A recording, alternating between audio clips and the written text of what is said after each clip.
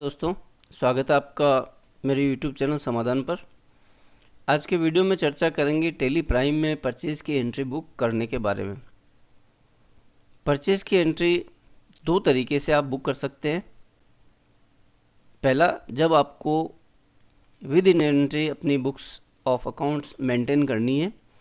दूसरा, जहाँ पे आपको इन्वेंट्री मेंटेन नहीं करनी है अपनी बुक्स में, सिर्फ आपको सिंपली परचेज डालनी है, यानी कि विदाउट इन्वेंट्री आपको अकाउंट्स ओनली बेसिस पे आपकी अकाउंटिंग है वो कंप्लीट करनी है।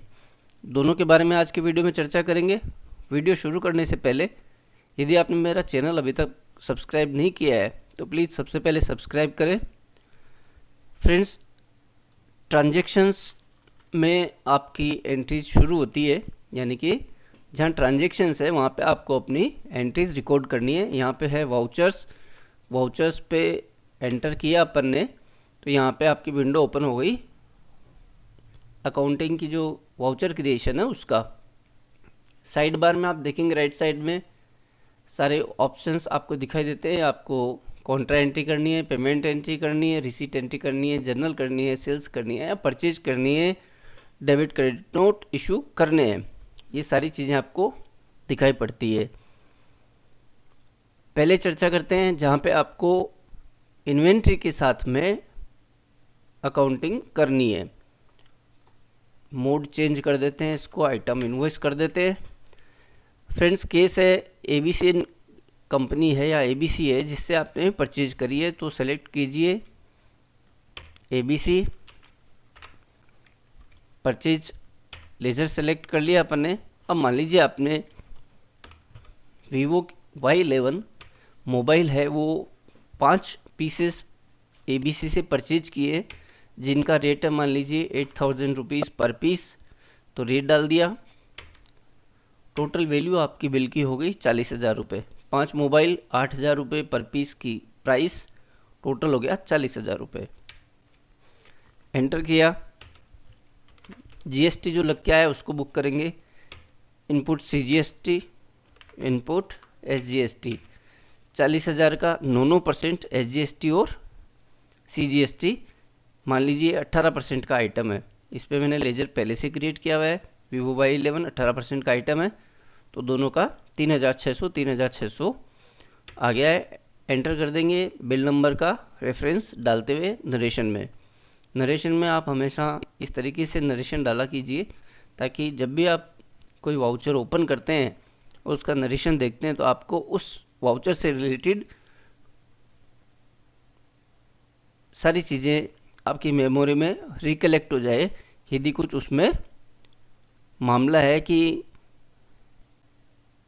क्या कंडीशंस और टर्म्स पे आपका काम हुआ है और ये आपने एंट्री है उसका बेस क्या है, वो सब चीज़ें आपकी नरेशन में क्लियर हो जाए। एंटर कर देते हैं फ्रेंड्स। एक्सेप्ट किया इसको, यस। ये आपका वाउचर सेव हो गया है, परचेज का बिल आपने पोस्ट कर दिया है यदि आप इन्वेंट्री के साथ में अकाउंटिंग कर रहे हैं।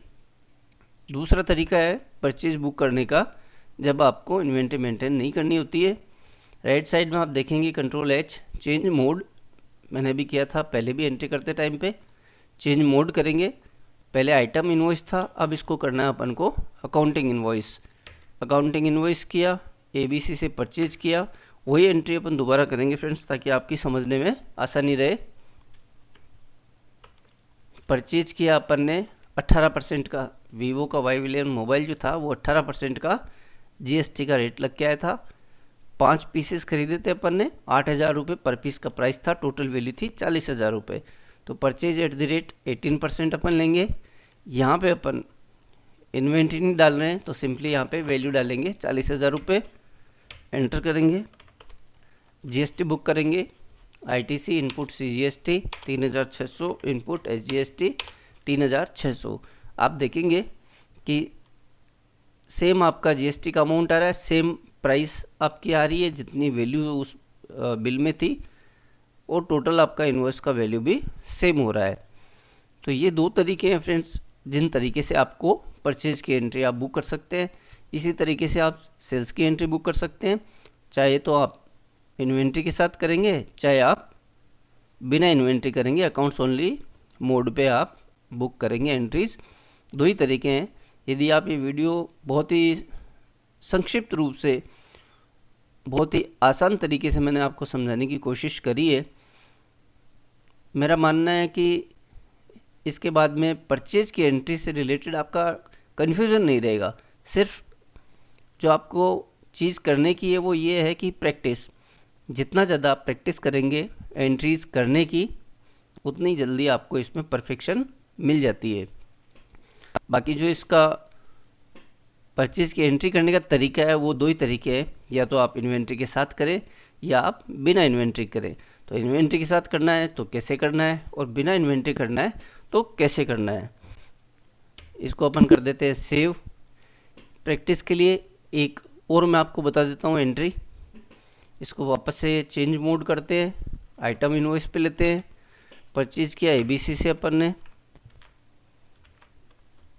परचेज सेलेक्ट किया, आइटम है मान लीजिए एयर कंडीशनर, एक क्वांटिटी है, 30,000 का प्राइस है, GST बुक करेंगे 2700 रुपये।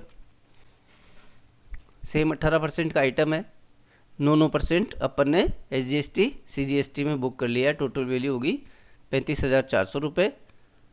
टैक्सेबल वैल्यू इसमें जो है वो है 30,000 रुपये। एंट्री सेव कर देंगे। इसी एंट्री को अपन करेंगे चेंज मोड करके अकाउंटिंग इनवॉइस पे। अकाउंटिंग इनवॉइस किया ABC, परचेज @18%, 30,000 की वैल्यू, इनपुट CGST और इनपुट SGST। सेम वैल्यू आपकी आ गई, सेम एंट्री बुक करने का आपको तरीका आ गया। परचेज की एंट्री फ्रेंड्स आपने सिर्फ ये वीडियो देख के ही सीख सकते हैं आप। बहुत ही आसान तरीके से मैंने आपको समझा दिया है।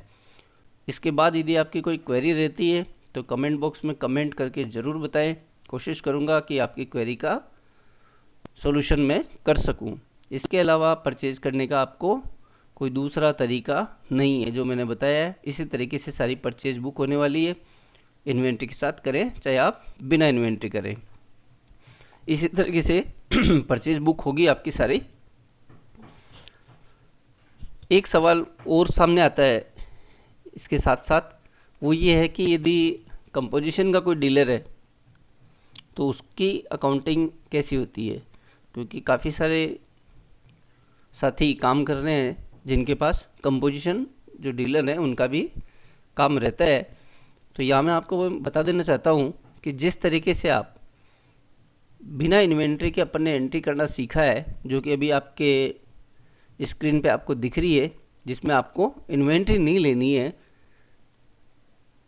इसी तरीके से आपको कंपोजिशन डीलर की अकाउंटिंग करनी है।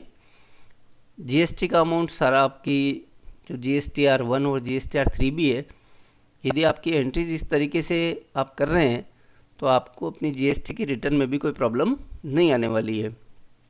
GST रिटर्न भरने में बहुत आसानी हो जाती है आपको, यदि आपकी एंट्रीज रिकॉर्ड जब आप करते हैं उसको आप प्रॉपर तरीके से रिकॉर्ड कर लेते हैं। आज GST रिटर्न सबमिट करना, फाइल करना, ये जो टास्क है ना, ये फ्रेंड्स मेरा अनुभव बता रहा हूँ मैं आपको, सबसे ज़्यादा इजी जॉब है अकाउंटेंट्स के लिए।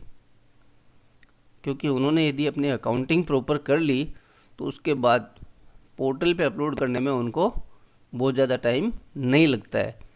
GSTR 1 और GSTR 3 भी फाइलिंग से रिलेटेड आपकी कोई क्वेरीज है तो दोनों वीडियो मैं अपने चैनल पे अपलोड कर चुका हूँ, तो आप दोनों कंसिडर कर लीजिए। आपको GST रिटर्न फाइलिंग से रिलेटेड कोई प्रॉब्लम भी नहीं आने वाली है।